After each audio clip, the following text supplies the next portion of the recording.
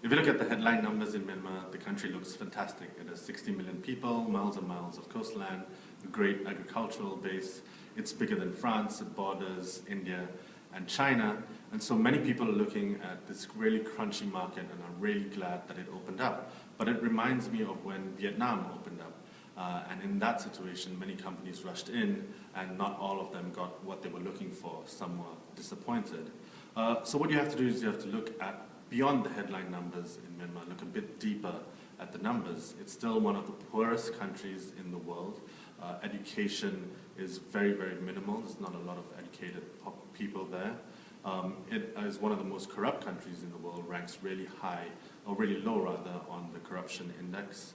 70% of people do not have access to finance, and that's because it's a really old financial system that's based on a Stalinist model that has absolutely no place in the modern world.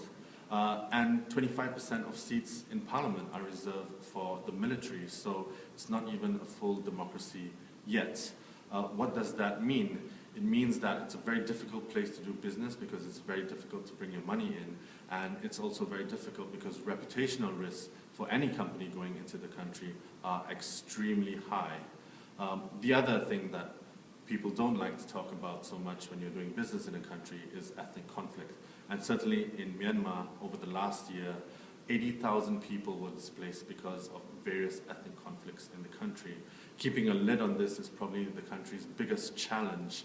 And of course, ethnic conflict is also tied to sanctions. So sanctions will not be completely lifted until the government is able to solve this very difficult problem.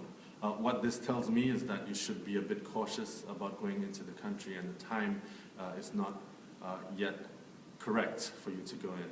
It's early days yet, and if you look at the history of Myanmar, it's always one step forward and two steps back. And so I would suggest even that the slower that companies go in and the slower that Myanmar develops, that will probably be better for the country.